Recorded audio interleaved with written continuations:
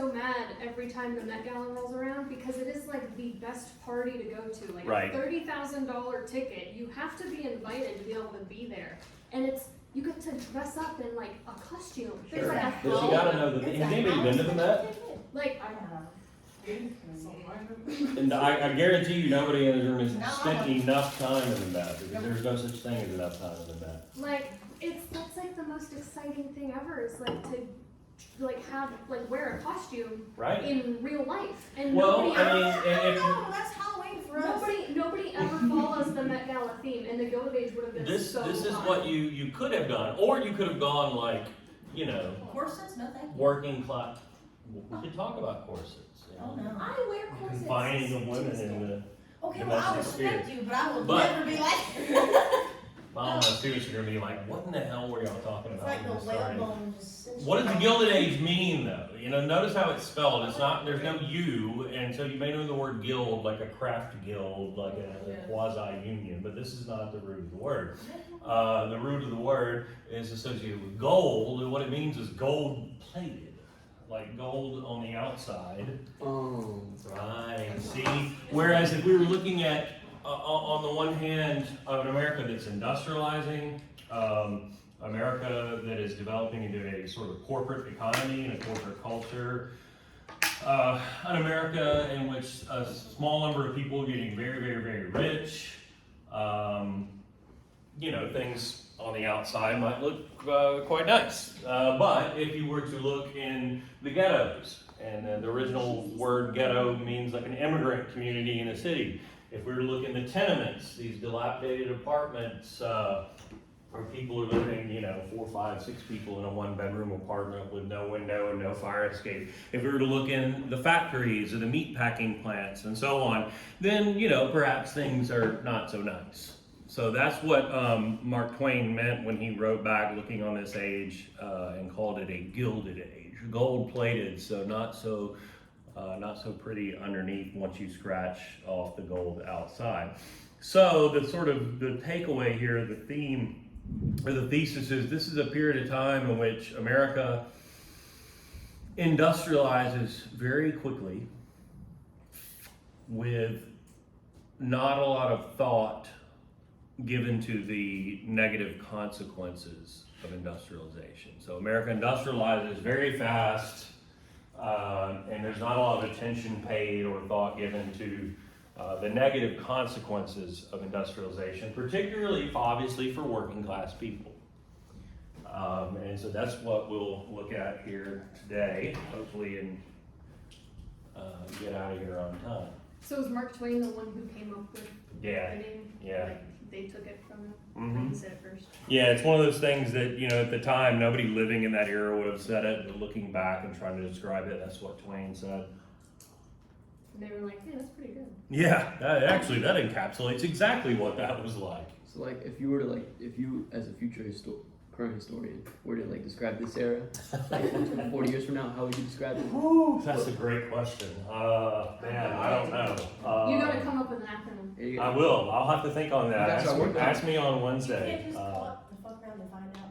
Huh? Fuck around and find out. Yeah, right. See, the more you look around, the more you find out. I saw that last week. That's good. Well, they And it's found so out in applicable this to era too. I'll promise you that. So, industrial revolution, basic definition. Let me think about this, since I don't have my notes and not get it wrong and how I want to present it to you. The Industrial Revolution involves the application of new technology and scientific research to industrial production or manufacturing. So a period of rapid industrialization or industrial development involving the application of new technologies, scientific research to industrial production or manufacturing. For whatever reason, I find people will remember that this, it's about industrialization and new technologies and scientific research, and that's all part of the definition. But remember, it's applying the technologies and applying the scientific research to industrial production, to the process of manufacturing, to the process of making things. And we've touched on the very, very beginnings of this in here before, at least I think so, because we had to explain, you remember that question about what gave rise to the Cotton Kingdom. It was partly the beginnings of industrialization in England, which then spreads to the northern United States and eventually to the south too, and that was textile mills. So the very beginnings of industrialization in England in the 1700s, when we say, well, it's about industrial production and applying new technologies, scientific research to the manufacturing and the making of things, well, the new technologies were like the looms that they used in the first textile mills. The big looms that were powered first by a pulley system in the rafters that was powered by a water wheel in the old days, and then eventually the steam engine. The steam engine that uses coal to burn that and uses steam to engineer power that turns those wheels, that runs that pulley system, that allows you to put that factory, that textile mill, anywhere, not on a river, anywhere in a city where there are people who will work for wages on an hourly wage system in the world's first factories. Those are textile mills. That's the very, very beginning of industrialization. Happens in England because what runs those steam engines is coal, and England has a shitload of coal. And that's, there's a whole host of reasons like why the hell did this begin in England? A lot of ink has been spilled by historians trying to figure this out, and that's one of the reasons. This isn't what I was originally gonna say, but weren't the wages back then like $3 a week or something? Pretty pitiful, and I mean some of that's adjusted for inflation, and it sounds like horrifying to our ears, but yeah, I mean it was bad. And if you consider Didn't one they of get the, like 50 cents a day or something? yeah, exactly. And I mean, again, part of that is because of inflation over time, and it's just natural, but part of it too, if this were a world history class, we get a little bit more into this and we talk about the context in England that coming out of a feudal society, they had people who lived as peasants on aristocrats' land, and over the last several hundred years, thousands of those people had been evicted essentially from that land. They end up in cities like London and Liverpool and Bristol, and there are no jobs, and then all of a sudden there are jobs, and yeah, the wages are miserable, but it's better than being, completely destitute. So these are the beginnings of industrialization, and this develops in England first, but comes to America, as I said, and with the first industrial revolution, if we're talking about the 1700s, beginning in England, spreading to America, it's about the steam engine, the textile mills, obviously coal to power the steam engine and run those textile mills. It's about iron.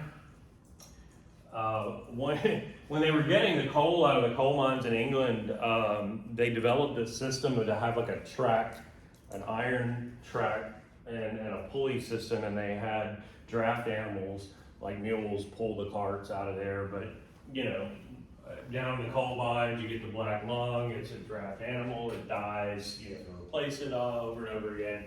And some bright individual developed the idea, well, we have these steam engines that we used to run factories, and we have this pulley system. Why not replace the draft animal with the steam engine?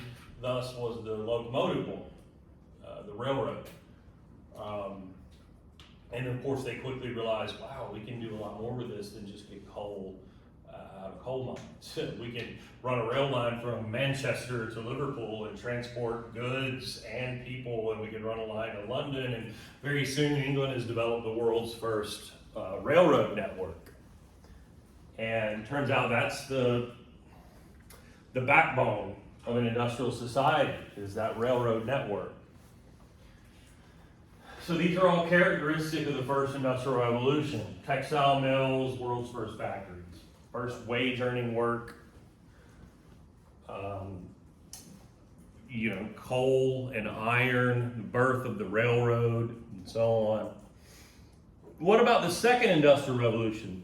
Some scholars reject splitting it into first and second and say, well, it's all part of the same long process. But it allows us here in an American history class to look at some characteristics of what really begins to take shape in America in the late 1800s, and say, okay, this is something that is at least somewhat distinct. So if we go from our base definition of rapid industrialization involving the application of new technologies and scientific research to industrial production of the making of things, what would be the new technologies of the second industrial revolution? What would be the areas of scientific research? Well, let's fast forward to sort of the culmination of the second industrial revolution in America, and say the Ford Motor Company plant outside of Detroit, Michigan, on the Rouge River, where they were pumping out, hundreds of automobiles a day in the 1920s, and people are getting the highest wages ever in American history up to that point. This is right prior to the Great Depression, ruining all of that. What was powering the assembly line in that Ford Motor Company plant? Because it's not a steam engine, and it sure as shit isn't a water wheel.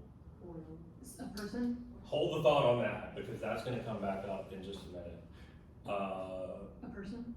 Like turning? No, Like we're lining more something up? advanced. We're more advanced than that. I mean, Like a electricity. Hmm? The electric motor.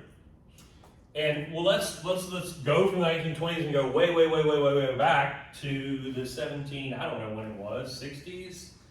You remember we talked briefly, I think, unless I'm thinking about my world class, where we got more into the Enlightenment, about Ben Franklin. Ben Franklin, prior to the American Revolution, was the most famous American in the world. They called him Dr. Franklin. Spent a lot of time in Paris because he was a scientist. He's a newspaper publisher. He's a lot of different things. But you guys learned this, right? About the kite and the experiment with the kid and No? I don't know history. I'm telling you right now. All right, so I have no clue what you're talking about. famously, Ben Franklin ran an experiment with his son, one of his sons. They went out in a lightning storm with a kite with like a key tied to it. He And- sacrificed his son for experiments? Look, I mean, it was a different The time, actions right? discussed in this lecture. They say again? We do not condone the actions. No, yeah, discussed in do this as we say and not as Benjamin Franklin did. But lightning strikes and he's like, oh, I see electricity, this is great. And so we say Ben Franklin, quote unquote, discovered electricity, which is great and true to an extent, but so what? It's kind of like they ask you when you're writing a dissertation, what are you going to write on? Oh, school desegregation. Oh yeah, so what? Why should anyone care? The so what here is like, what are you going to do with it? Can you generate it? Can you channel it? Can you use it? Can you apply it to anything? And the answer for 100 years was no until now. So in the late 1800s, we create a motor to generate electricity and to use it to apply it to industrial production, to use it to run machines that produce things. Does that make sense? That's the essence of what that sort of, the very real version of what that definition means. The application of new technologies to the producing of things. So the harnessing of electricity, and of course, not just to producing of things, but Thomas Edison, of course, invents after a bazillion tries, a viable incandescent light bulb. And we have electric light for the first time. That replaces kerosene lamps and so on. And we'll see throughout the course of this lecture several other applications of electricity. But that's the key technology here. Scientific research beyond that, you mentioned oil, that's going to be key here.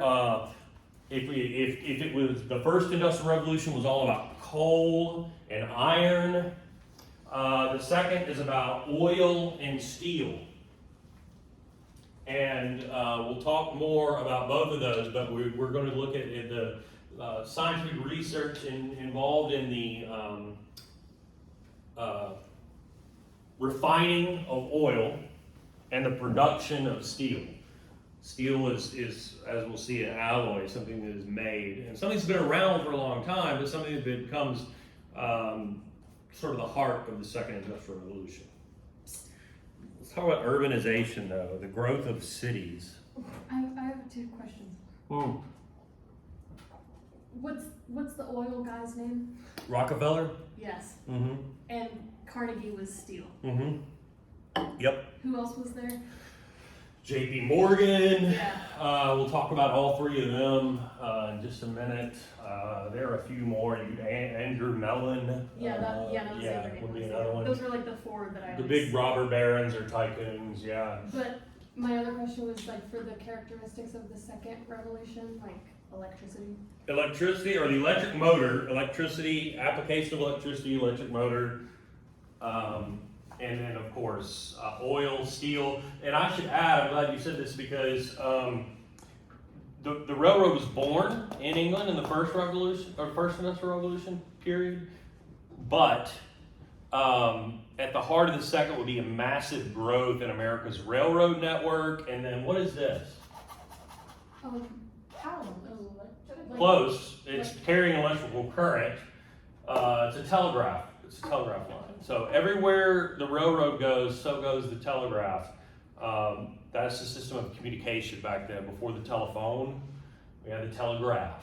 And we'll talk about that here in just a minute. But what is at the heart then of the characteristics of the second industrial revolution? Massive growth in America's transportation and communications networks. And that's super important to note because you may remember if you go back all the way to the beginning and we looked at the syllabus and the course schedule and it was like, we're going to talk about Andrew Jackson and the market revolution. And we never talked about the market revolution, and that's my fault. But that would be the sort of beginnings of looking at where America first begins to develop a railroad network and a communications network based on the telegraph. That accelerates rapidly during this period, as does the growth of cities. We've already, well, let me back that up. So this is we've looked at in here a period of time in which America experiences significant immigration. It was sort of the end of that colonial lecture. We talked about all these new immigrants coming to the American colonies as they were back then before the Revolution from, yes, England, but also Ireland and Scotland and Germany and so on. America experiences a huge wave of immigration here as well, but from different parts of the world. Where would those be? During the late 1800s. Or are you asking? Yeah. Um, So it's, I mean, you continue to have some from those areas that we've talked about, but yeah. The Jewish? Yeah. Like Eastern Europeans, those are not. Yes. So a lot of people from Eastern Europe, from like Poland, and a lot of those people might be Jewish, yes, or Orthodox Christian. But yeah, a lot of people from Eastern Europe, and a lot of people from Southern Europe, so like Italian, for example. And then on the West Coast, so like San Francisco and other cities over there, Chinese. So, and these people end up settling in immigrant communities, as they still will do. But this was the first use of the word ghetto as an immigrant community in a city where people either by compulsion or demand or by choice, some combination thereof, end up in these communities like a Chinatown or a Little Italy or a Polish Quarter and so on. So a ghetto is just an immigrant community? Yep, that was the original use of the term. Obviously, it's taken over time, different connotations, but yeah. And so part of the growth of cities is immigrants moving to those cities. Think about this, when we talked about immigration before, here's the other key difference. We're talking about people coming here, I mean, we talk about like the Pennsylvania Deutsche, the Germans going to Pennsylvania and becoming wheat farmers and so on, or indentured servants coming over. Those people are coming over here to farm. These people are moving to cities and getting wage earning jobs. This is a totally different deal. These people are coming to cities like New York, Philadelphia, even Atlanta, like we said, San Francisco, Chicago, and looking for wage earning work in the industrial sector. So this is different. And at the same time, people are moving from rural areas of America to cities as well. So it's not just immigration. It's people moving from rural areas or farmland areas, heartland areas to the cities and making them grow in that way. And cities are therefore growing up and out. What do we mean by this? Skyscrapers and suburbs. In Chicago, has anybody been to Chicago? A couple of folks, yeah, once or twice, yeah. Chicago's really cool. I've been a handful of times. It's a massive, massive city. It's America's third largest metropolitan area. But the downtown area, what they call the Loop, is relatively small. They call it the Loop because that's where they have an elevated train instead of a subway, and it kind of loops around the center of the city. It's right on the shore of Lake Michigan. But anyway, space is at a premium, and so there's an architect there in the late 1800s named Sullivan who develops the idea of the skyscraper. You know, build a building taller than we ever had before. And we're not talking about like today, if you were to go to Dubai, where like the Burj Khalifa is like, 200 stories tall.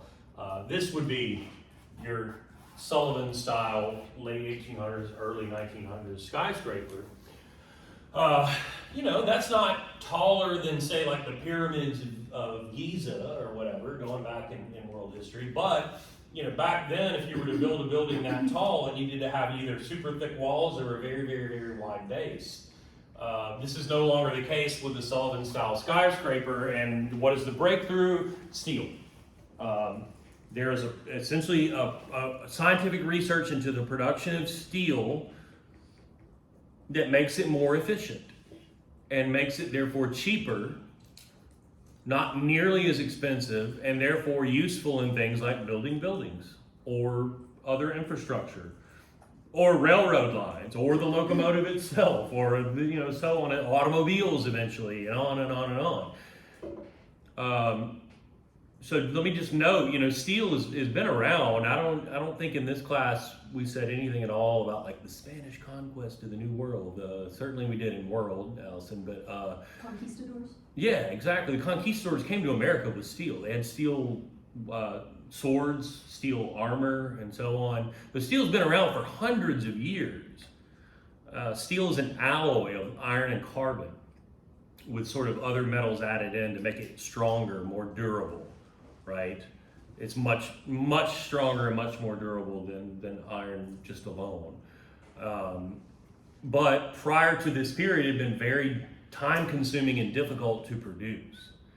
And coming out of this period, there's a new production method developed through scientific research, and it becomes cheaper and more efficient, and you can use it for all of these things, including the steel frame of the skyscraper. What the steel frame acts like a skeleton almost, where like all of our weight of our body is not supported necessarily by our feet. It hangs, if you will, off of our skeleton, and this is the way that the steel frame functions.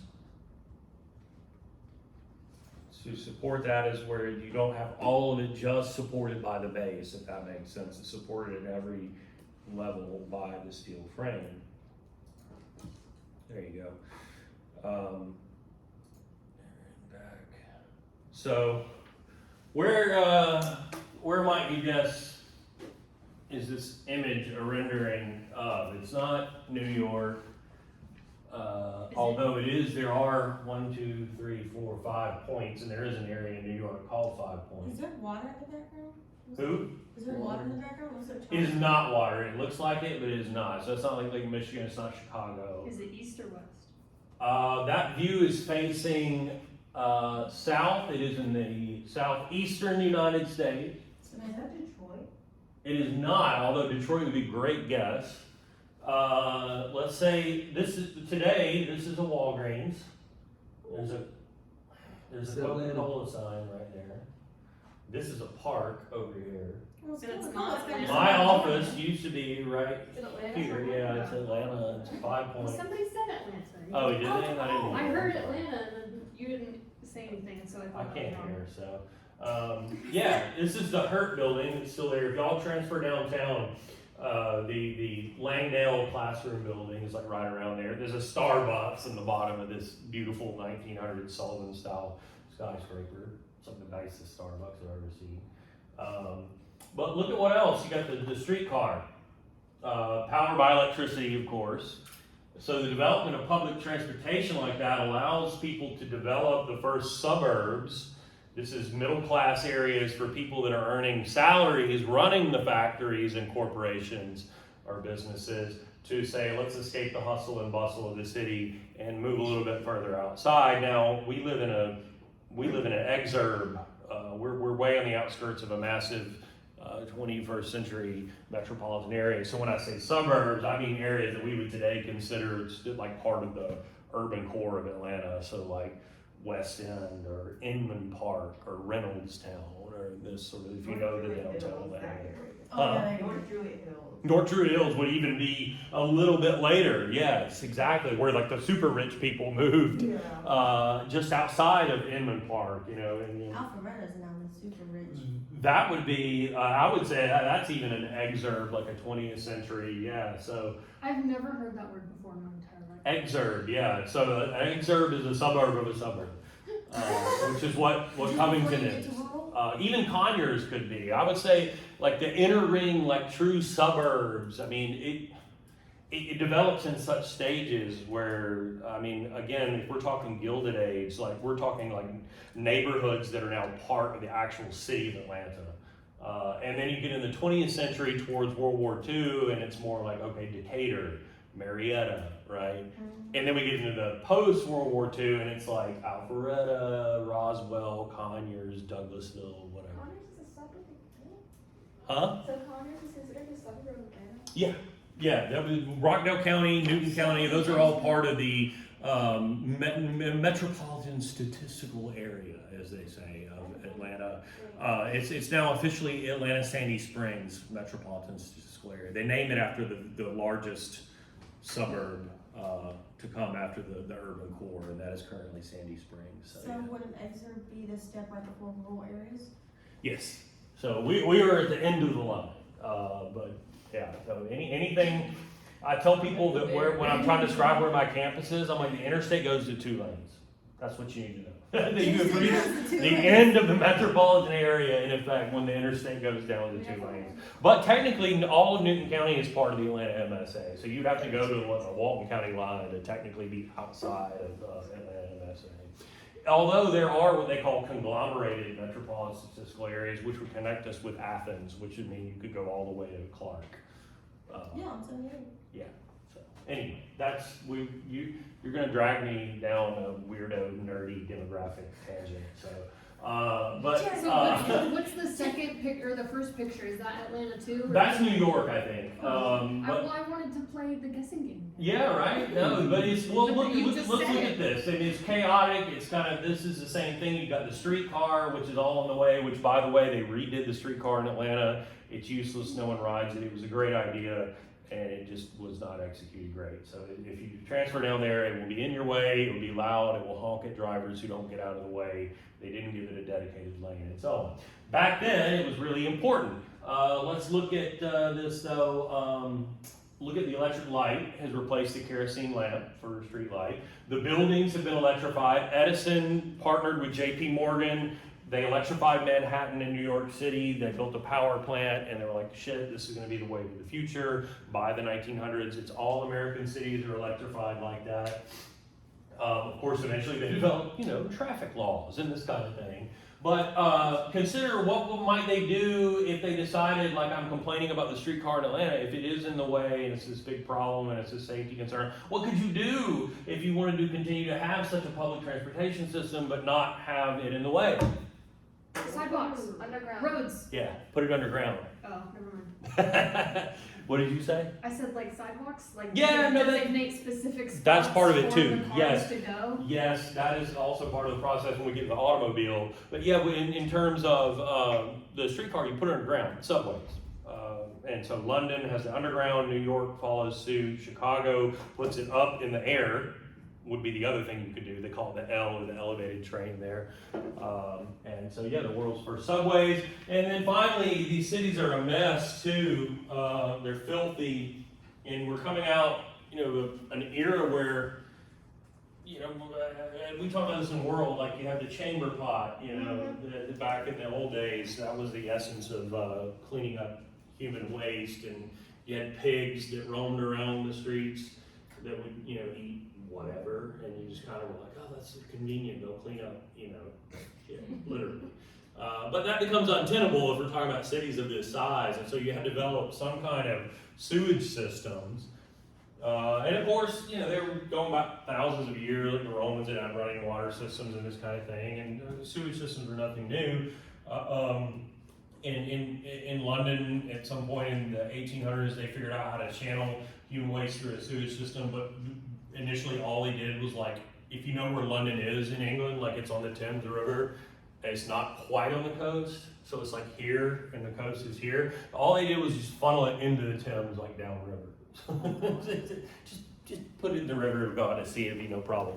So that's also untenable, you know, environmentally speaking. And so the breakthrough is to scientific research into the treatment of sewage.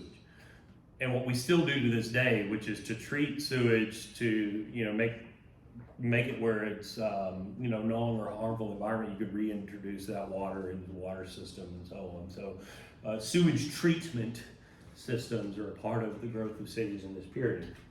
Is that There's- that picture? Hmm? The last picture? Yeah, the image there showing you the essence of sewage treatment, which I'm not going to even attempt to go into. But this would be the view from 5 points in Atlanta facing the other direction, facing north. That is the Candler building. Asa Candler was the Coca-Cola guy. That's another Sullivan style, early 1900s skyscraper. There's another one around the corner, a Flatiron building, and there's the Healy building, which is right around from there as well. Just to make sure, New York was the first city to be urbanized, or? Yes. Yeah, it was, Edison is right there in Menlo Park in New Jersey. And not long after he had, you know, published his findings of the viable incandescent light bulb and obviously using electricity, it was not long before he partnered with J.P. Morgan, who was a huge, you know, millionaire investment banker who ended up buying out Andrew Carnegie's steel company, in fact, that partners with Edison to build a power plant to electrify the streets and businesses and homes of Manhattan and the heart of New York.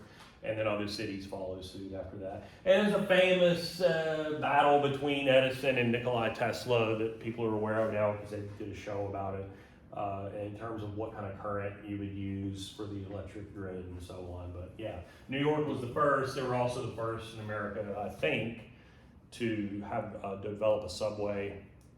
Boston may have been the first with a sewage treatment system, but anyway, obviously the old line, northeast cities were leading the charge. This is Atlanta, circa early 1900s. You see the streetcar, you see automobiles, you see electric light sidewalks, to your point, and so on. But yeah, this would be looking up Peachtree Street going north. That's the view, the same view today. Well, not today, because like I said, this is a Walgreens now, so that's probably 10, 20 years ago. I was in this building when I first was downtown. It's a real shithole. 34 Peachtree, bless its heart. But yeah, there you can see still the Candler building, now dwarfed by 191 Peachtree, Georgia Pacific building, and others, which themselves are dwarfed by skyscrapers today in China and Dubai and other parts of the world, where you find like the most elaborate skyscrapers now. Wait, will you go back again? So that was circa like 1910, 15, 12, maybe 20, and that's circa 2000 something. I hate modernization. Yeah, and those are the sort of uber modern, like 34 Peachtree is like an uber modern building. That's the Hurt building, and I won't subject you to Google Earth because we're low on time, but that was the first one I had showed you where this building is gone, thankfully. That's an old parking deck that they turned into a classroom and office building at Tech. Strike me down, Lord. And it stayed downtown, that is no longer there. It's a green space now, so that's nice. But the Hurt building is still there, and that you can see the Sullivan style here. It was sort of to have this kind of tall bottom floor with a kind of quasi Greco-Roman looking facade. The main portion of the building is very simplistic and linear, and there's some sort of adornment at the top that you can't really see on that building, but that's a quintessential kind of Sullivan style building. So when did people stop using horses and carriages? About this time. Yeah, I mean, it was, so And it depends on where you are. Like if you read Faulkner, William Faulkner, and you're reading about this period of time, let's say the 1920s, but you're in rural Mississippi, still have a team. They call it a team. Your horses and your carriage or your buggy or whatever. But obviously, if you were to take that team and go to Jackson, the city, there would be people with automobiles, right? So it depends on where you are, and I would say there are parts of America where that continues to be the case up until around World War II, whereas after that, almost nowhere would you find anybody using a team. And part of the reason for that is the growth of the railroad. You can see a map of America's railroad network during this period there at bottom right. America far surpasses England for the world's largest railroad network during this period. A lot of the railroad network is concentrated in the Northeast, as you might expect, connecting cities from Boston to Buffalo to New York to Philadelphia, Pittsburgh. And then you can see a serious concentration here in what we now call the Midwest. And at the heart of all of that is Chicago. Every region has a city that functions as sort of a hub of that region, and then there are sort of sub-regions that have cities that function as hubs of those. And so outside of Chicago, you've got, somebody mentioned Detroit, Cleveland, Cincinnati, Indianapolis, you have to write these down, but St. Louis, Missouri down here, Kansas City, Lincoln, Nebraska, Omaha, and so on. And then beyond there, those smaller cities are connected to smaller cities and towns that are connected to rural areas. So what you have with the growth of this railroad network is the integration of America. And I don't mean racially, I mean economically. The integration of large cities with smaller ones, and then with rural areas. And what you can see then is what had been previously what you might call like isolated or island communities that are integrated into far bigger economic systems. So a farmer in rural Kansas could grow or raise corn or livestock, cattle, hogs. And whereas in decades past that was either used for consumption or sold or traded locally, in that town or the next town over, that could be put onto a railroad car and shipped off to, Lincoln and St. Louis, or maybe eventually Chicago. And then, let's say they were growing grain, that grain got processed at a facility there in Kansas and divided into like 3 different quantities, or even that corn shipped off, and then it gets to, it's purchased by some business in Chicago, and it's turned into granola bars or Kellogg's Corn Flakes or what have you, and then packaged, and then sold out and shipped out on the railroad back to Missouri or Kansas or wherever, or it's sold in some grocery store, where that livestock, the cattle, the hogs, that could be slaughtered in slaughterhouses in Chicago and processed and sold back out on refrigerated railroad cars, or sold back out as some sort of processed meat, canned meat product. So this involves the divorcing of most Americans from the process of making your own food, right? Of slaughtering your own livestock or producing your own wheat flour and this sort of thing. And we have a processed foods industry that develops, and also manufactured goods.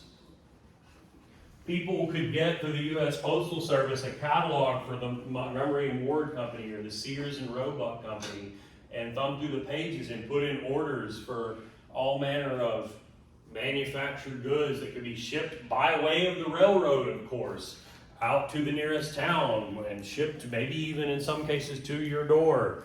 This is as revolutionary, I would say, as in our own time or my own lifetime. I guess y'all were born into it. But the being able to go on your phone and go to Amazon and order something and just have it shipped to your door. It's kind of off topic, but when did the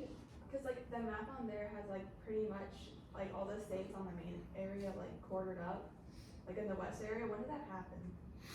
Is that when they're talking about? Oh yeah. This is we finally have a map of the U.S. that looks more or less like it is today. In other words. Like they were like the Louisiana Territory was like two major things. Right now. Yeah, so a couple of things. One, you got to fight and finish the Civil War and Reconstruction. And the other thing is the U.S. Army, and we kind of skip over this in this class, I'll touch on it in the imperialism lecture, goes out and essentially takes from remaining Native American nations, groups, that the land that they controlled. There's a series of Indian wars between the Civil War and this period where the American military basically subdues Native Americans and forces them onto reservations. Typically, when they find out, like up here where the Sioux were in the Dakotas, oh, there's gold there. I guess that treaty we signed with you is no longer any good. You don't like that? Let's fight a war about it. Eventually, you'll lose. We force you on a reservation. Down here, there's a bunch of silver and stuff. Well, let's take the Apache and fight them, into the 1890s and force them onto reservations in Arizona or New Mexico and whatnot. And so once those processes play out, then these territories are broken up into sub-territories that then apply for statehood. So by the time we've gotten to 1900 to 20th century, more or less the map looks like what we see it as today. Yeah. When did we get Alaska? Alaska comes later. Alaska and Hawaii are the last two. Yeah. It's like the 50s. Yeah. Well, in terms of statehood, yeah, they had become territories, but they don't become states until a little bit later. So It was Canada, right? Alaska was? we had to negotiate with the Russians, actually. Oh, no, yeah, it is, but we are separated from Alaska by Canada. Yeah, I was thinking in terms of like the inaccuracy of maps when it's up there. Well, because it's so huge. Yeah. But it's actually like not, or like they always put it down. Yeah, it depends on the projection. But you mean where like they'll put those in boxes? Like wrong, like when maps are like not correct. Right, like, when they're the wrong projection, it makes it look different. No, yeah, they always put Alaska down by Hawaii, but it's actually up there. Yeah, and it's so massive. It's real close to Russia. Yeah, and that's Russia right there. We had a trivia question one time that was, what's the Yeah, they do like to put it right on top of Washington. well, it's separated by many hundreds, thousands, hundreds by way of this because it stretches down here. But the main body of Alaska is all the way through British Columbia and the Yukon Territory of Canada, and it is a non-contiguous American state. The other one being, of course, the Hawaii Islands down here. But Alaska is incredibly massive. Much of it is covered by, of course, snow and ice. That is an American state. What was I saying prior to this? The annexation. You said trivia. Like the statehood? You said there was some trivia about. Oh, thank you. Yeah. What's the closest nation to the United States by way of miles? And we thought surely our initial thought was Cuba. It's about 90 miles from Florida, and then one of us pointed out, no, the Bahamas are even closer to Florida than that, and we're just all focused down here. And it turns out, no, it's Russia. They're going off the land bridge. Yeah, exactly. When back in the day, when millions of years ago, there was, and so the book on how human beings got to the Americas millions of years ago is that they migrated from East Asia over a course of a very long period of time across what was a land bridge there, and eventually over the course of thousands of years down south. But I don't know how in God's name we got there, but in any case, with the expansion of America's railroad network, so too comes the expansion of America's telegraph network. This is revolutionary in terms of communication, and if you want to talk about it in conjunction with transportation, think about, if we were, I used to use a helpful map, but I don't know where it disappeared to, but it shows you kind of the old line United States, the old original 13, and maybe the states we got by way of the Northwest Ordinance and Indian removal down here, and how many days it would have taken to travel which would mean to communicate too, because to communicate would mean to travel and get a physical letter, right? From say New York or Philadelphia down here into the deep south or here into the Midwest, and it was, you know, a week, 2 weeks or whatever. And then when you have the railroad and the telegraph, you're talking about traveling in a period of a couple of days, and the communication is very nearly instantaneous. When you talk about the telegraph sends an electrical signal over the wire, and you have Morse code, dots and dashes that come in on that to a telegraph office, and then a telegraph officer decodes that because the dots and dashes correspond to letters, and they transcribe it into a telegram, and they go deliver it to whoever. And communication is that simple. So it was revolutionary for the time. All of this helps America develop into a consumer culture. I have no clue what time it is because It's 12:30. it's right there, isn't it? Yep. Right there. So what is a consumer culture? This is a culture in which people purchase the necessities of life rather than produce them themselves. So consumer in this sense means the economic sense. Your consumer is someone who purchases things. So a consumer culture is one in which people purchase or buy the daily necessities of life rather than producing them themselves. So a producer culture would be one in which people produce the daily necessities of life, and a consumer one, they buy them. Because most of them are doing wage work or salaried work and something very specific in the division of labor. And they don't have the time to be producing the daily necessities of life, from clothing to food and the like, or hygiene products or what have you. You're purchasing those things. And speaking of, when we talk about the things you would buy out of various catalogs and such, there's these chemical companies that are doing scientific research and you developing toothpaste and what would eventually be beauty products, or toiletries and the like, and this kind of thing would be among the things people would purchase. Or maybe a sewing machine for the home, and eventually with the electrification of homes, all manner of other appliances and so on. Does that make sense? Now, I want you to note one more thing, though, about consumer culture, is we're also entering the period of the development of corporations. And corporations want to convince you through advertising and marketing that your needs are endless. Given that definition, you purchase the necessities, the needs of life. Well, guess what? You need Pear's soap. You need Kellogg's cornflakes. You need Campbell's soup. You need fill-in-the-blank product to make your life more fulfilling, more complete, easier, and so on. So from the beginning of becoming a consumer culture, corporations want to convince you that your needs are infinite, endless, and involve all of their products. So we'll at least get through this. I had talked about earlier steel and oil, these key industries, and alluded to a process whereby the production of steel becomes more efficient. That's known as the Bessemer process. I will not showcase my scientific ignorance in here any more than I have to. So I'll keep it very simple and say steel, as I had said, I think before, is an alloy of iron and carbon, but it's got to be the exact right mix of iron and carbon. And you could add other things like aluminum or nickel or magnesium to strengthen it. So it's almost like making the perfect cocktail, if you will. And previously that would involve several steps. You would have iron ore that you get out of the ground that you smelt or melt, liquefy, and you remove some of the carbon.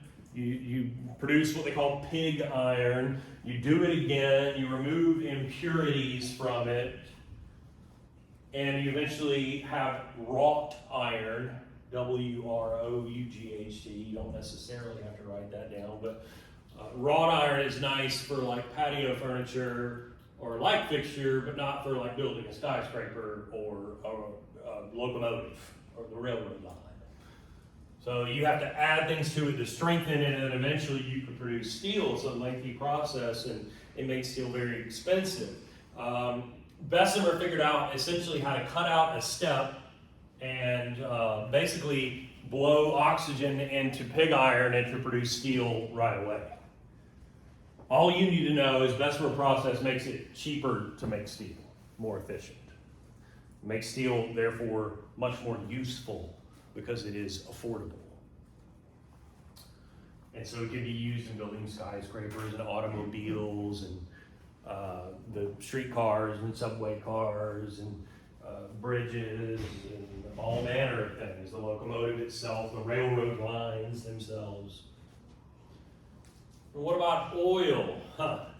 Crude oil. Where? Let me ask you this: where you associate oil in America with where nowadays? Texas. Texas, out in the ocean where the rigs are. Actually, the first one that popped in my head was for knowing some trivia about Alaska. It was Alaska. Alaska, way up there, the drilling up out off the Alaskan coast, 100%. These are all places where America is currently, or companies from America are currently drilling for oil. You look off the Gulf Coast, certainly the coast of Alaska, out in Texas, Oklahoma, whatever.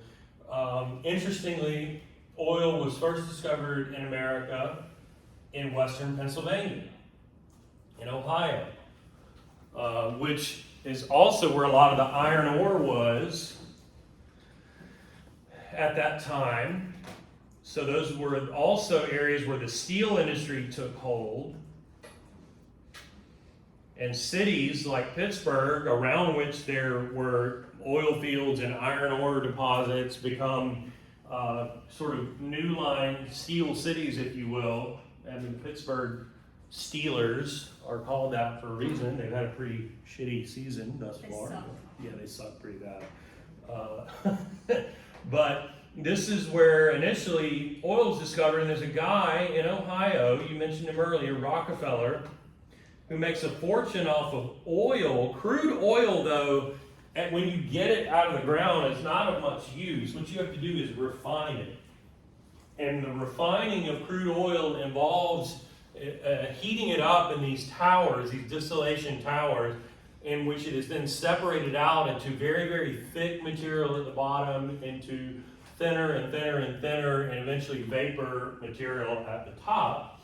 And the process of scientific research during this period is figuring out what could be done to each of these different parts to make it useful. And among the first things that they figured out you didn't really even have to do much to was kerosene. And kerosene was used in oil as an oil in lamps to burn for light, right? On the streets and the street lights and in people's homes. And that's how Rockefeller made a fortune with his oil company initially, is through the widespread use of kerosene. But imagine in his lifetime, Edison invents the incandescent light bulb. Edison and Morgan electrify Manhattan and then other cities, and now kerosene is obsolete as a light source. But Rockefeller and other people had scientists working for them trying to figure out what to do with all of this other stuff. And there was a material that was coming off sort of just below, I guess, kerosene that was this highly volatile, flammable liquid that they didn't quite know what to do with, and they were initially just throwing away, that some genius realized we've got these other scientists working on an internal combustion engine, that you could use that material to run the internal combustion engine. Thus is the marriage of what it becomes the automobile's engine with gasoline. And people like Rockefeller, who own oil refineries and oil fields and such, get to make their fortune all over again because the automobile becomes ubiquitous and it runs on gasoline. There are all kinds of other stuff here. Butane, propane,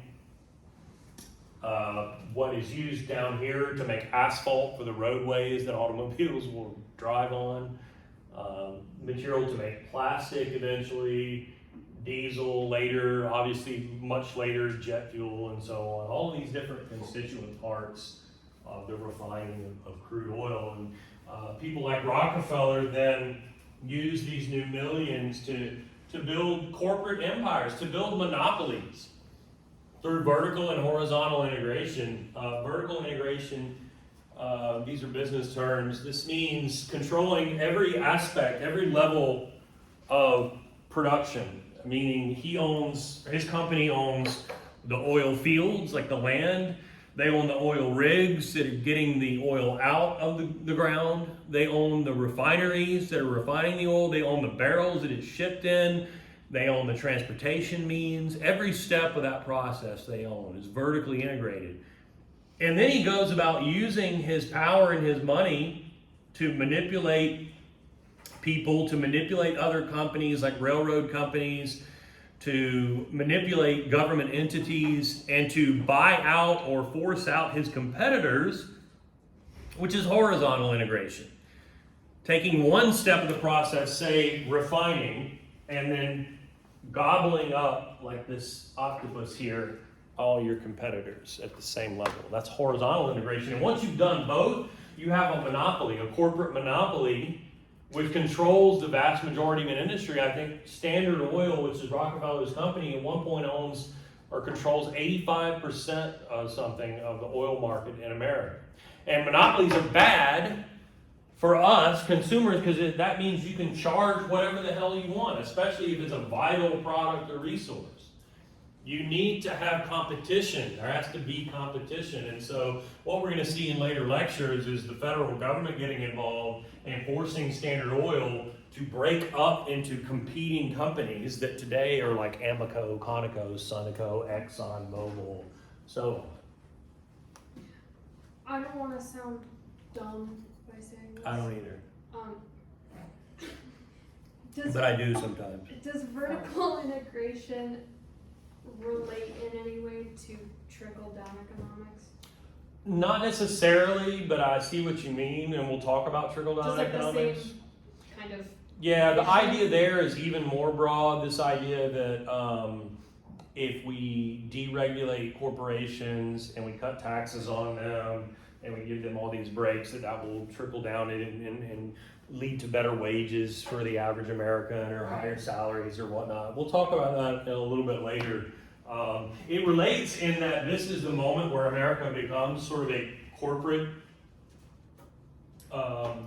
society. Yeah, corporate America. Corporations are, if we were to rewind and go back a couple of decades, and you mentioned Carnegie earlier, like he owned that steel company. I mean, it's his.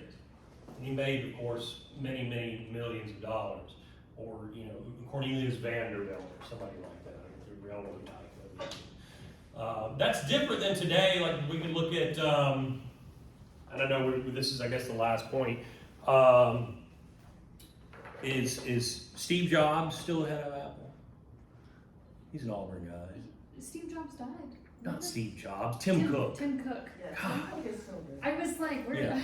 I was concerned for you for a second. I told you I will sound dumb from time to time, but Tim Cook, yeah, Tim Cook doesn't own Apple. At least you're not me, I didn't even know he died. Yeah, they make movie about him, all that stuff. But yeah, no, Tim Cook doesn't own Apple. He's the CEO. He's the chief executive officer. Who owns Apple? Stockholders.